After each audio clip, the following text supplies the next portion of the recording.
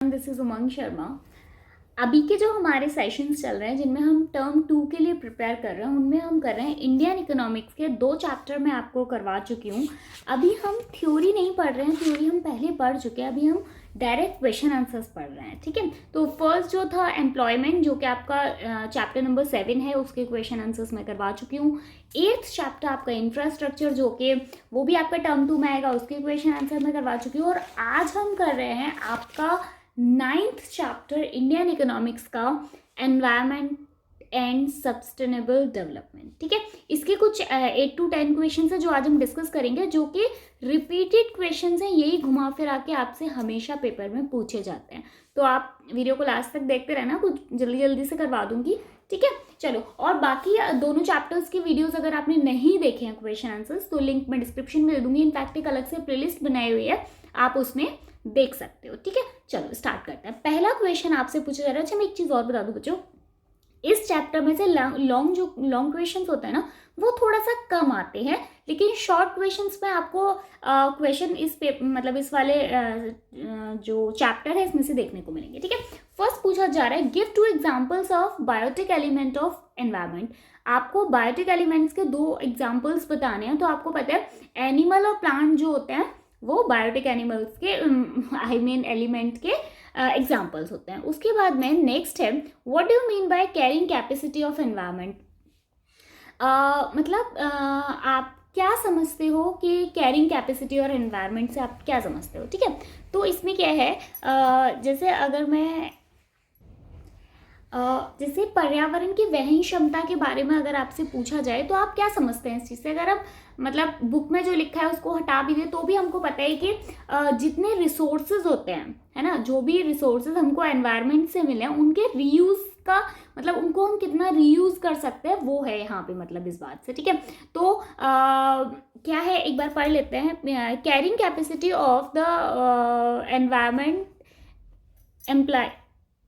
implies that the resources extraction is not above the rate of regeneration of the resources, and the waste generated are within the observation capacity of environment. मतलब आप कितनी चीज use कर रहे हो, कितना resource आप environment का यूज कर रहे हो, और कितना इसको आप उसके बाद रीयूज कर पा रहे हो। मतलब बहुत सारे ऐसे रिसोर्स होते हैं जिनको हम बार यूज करने के बाद उनका रीयूज कर पाते हैं, उनको दोबारा यूज कर पाते हैं, वो खत्म नहीं होते कभी, ठीक है।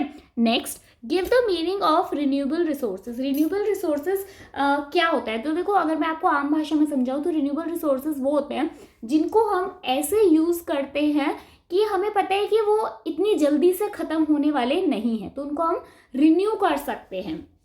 क्या है, जैसे फॉर एग्जाम्पल, चलो पहले एक बार यहाँ पढ़ लेते हैं। Renewable resources are those which can be used without the possibilities of being, मतलब जैसे हमें पता है कि ये खत्म नहीं होने वाले हैं, ठीक है, उनकी पॉसिबिलिटी नहीं है किस बात की, खत्म होने की। तो जैसे क्या है, ट्री और फिशेस। आपको पता है कि ट्री और फिशेस इतनी जल्दी खत्म होने वाली चीजें नहीं है।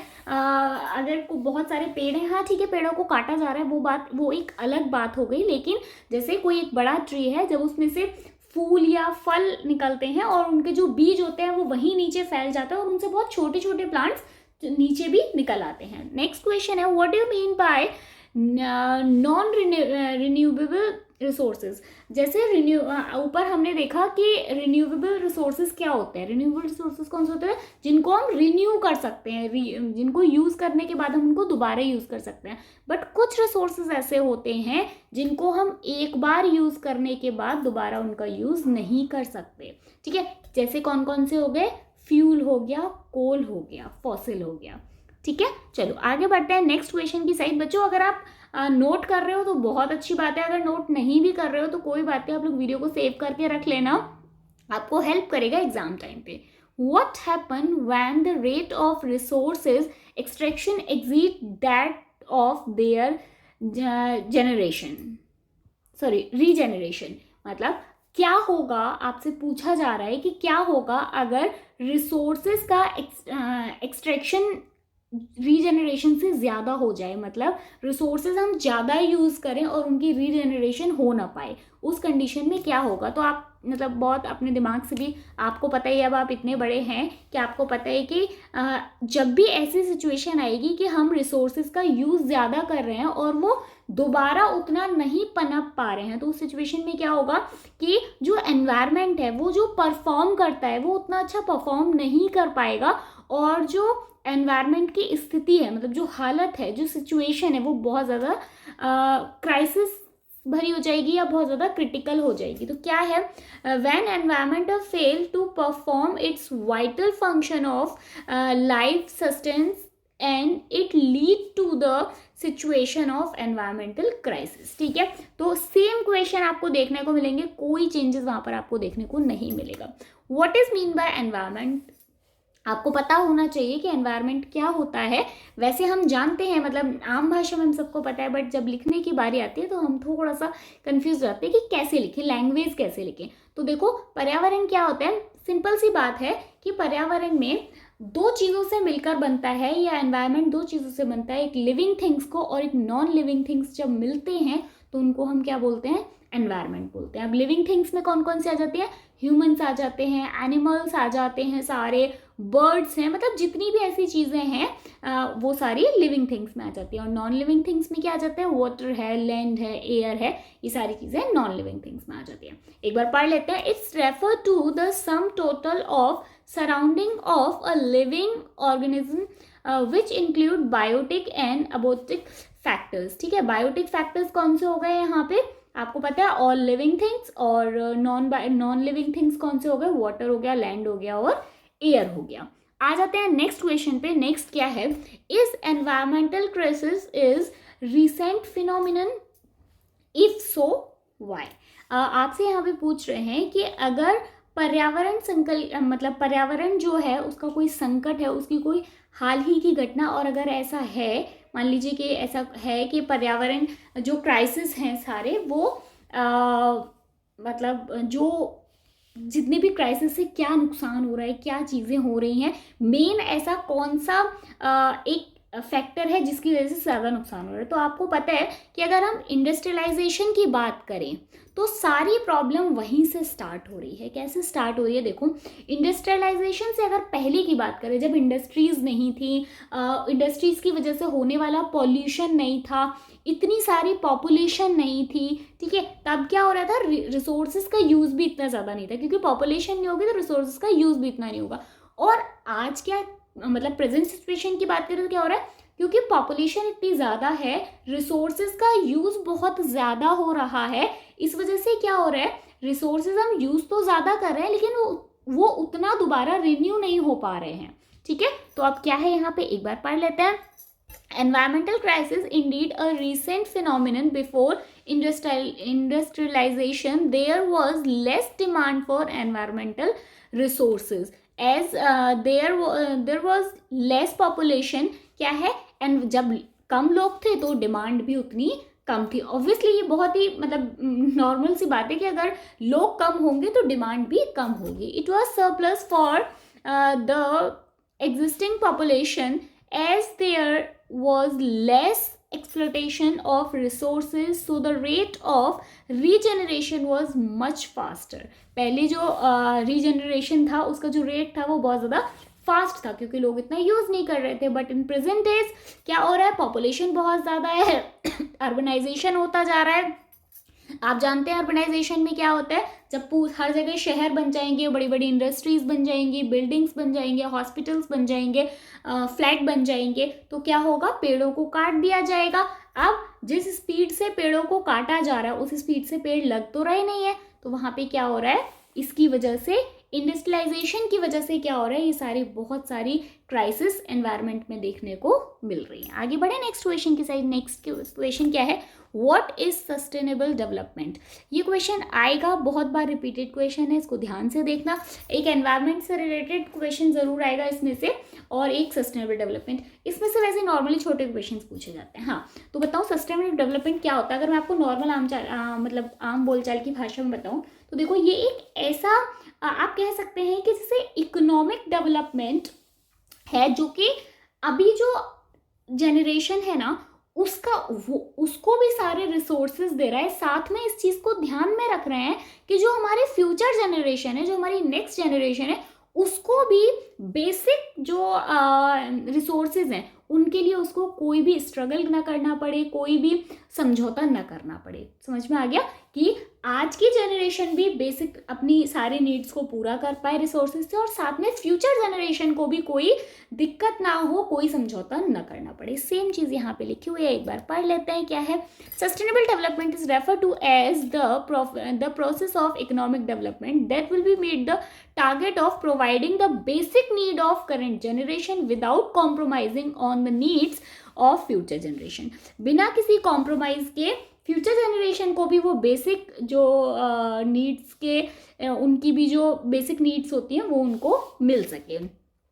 ठीक है, इसका जो मेन एम है क्या है, it is aimed at developing both present and future, दोनों को डेवलप कर पाना। ठीक है, in other words it is achieving a quality of life without compromising quality of for future generation. ठीक है, कोई कॉम्प्रोमाइज ना करना पड़े, ऐसा ना हो कि सारे रिसोर्सेज को आज की जनरेशन ही यूज कर ले और जो फ्यूचर जनरेशन है उसको बहुत ज़्यादा कॉम्प्रोमाइज़ करना पड़े। ठीक है, एक लास्ट क्वेश्चन नंबर 10 बच्चों, काफ़ी इंपॉर्टेंट क्वेश्चन है तो ध्यान से समझना। क्या है, identify 6 factors contributing to land degradation in India. आपको बताना है, पहले मैं बता देती हूँ कि लैंड डिग्रेडेशन क्या होता है। देखो बच्चों, लैंड डिग्रेडेशन ये होता है कि जो हमारे नेचुरल फर्टिलिटी ऑफ सॉइल है, ठीक है, जिसकी वजह से नेचुरल कुछ ऐसे रिसोर्सेज होते हैं जिनकी वजह से सॉइल क्या होती है, फर्टिलाइज होती है। तो loss of natural fertility of soil. ठीक है, कौन कौन से ऐसे 6 कारण हैं, तो अगर मैं आपको पहले समझा देती हूँ उसके बाद आप यहाँ से देखते रहना। चलो पहले फर्स्ट वाला बताती हूँ, मैंने फर्स्ट में क्या लिखा हुआ है। फर्स्ट होता है बच्चों कि जैसे जब तेज हवाएं चलती हैं, ठीक है, या जब बाढ़ आ जाती है, तब होता क्या है कि जो ऊपर सॉइल की जो ऊपर वाली लेयर होती है, जहाँ पर हमें नाइट्रोजन, पोटेशियम, फास्फोरस देखने को मिलता है ना, जिससे जो क्या होता है कि जो लैंड की उर्वरकता क्षमता को बढ़ाता है। तो जब तेज हवाएं चलती हैं या बाढ़ आती है तो वो लेयर क्या है, बह जाती है, और उसके बहने से क्या होता है कि जो मतलब मिट्टी की उर्वरकता है वो बहुत ज़्यादा कम हो जाती है। ठीक है, नेक्स्ट पॉइंट देखते हैं, पॉइंट नंबर 2। पॉइंट नंबर 2 में क्या है, जैसे आज आपको पता है कि जो मतलब पॉपुलेशन है ना, जनसंख्या है, वो बहुत ज़्यादा स्पीड से बढ़ रही है। अगर स्पीड से बढ़ रही है तो क्या हो रहा है कि बहुत ज़्यादा जो जंगल हैं वो काटे जा रहे हैं। अब बहुत ज़्यादा जंगल काटे जा रहे हैं तो आपको पता है जंगलों में पेड़ होते हैं, पेड़ कट रहे हैं, उनकी वजह से क्या हो रहा है कि जो मिट्टी को पेड़ क्या है, होल्ड करके रखते हैं। जब आप मिट्टी को, जब पेड़ ही नहीं है वहाँ पे, तो मिट्टी को होल्ड कौन करेगा, तो इससे भी क्या हो रहा है, मिट्टी की जो उर्वरकता क्षमता है वो बहुत ज़्यादा कम हो रही है। इसके बाद में पॉइंट नंबर थर्ड में क्या है कि जब हम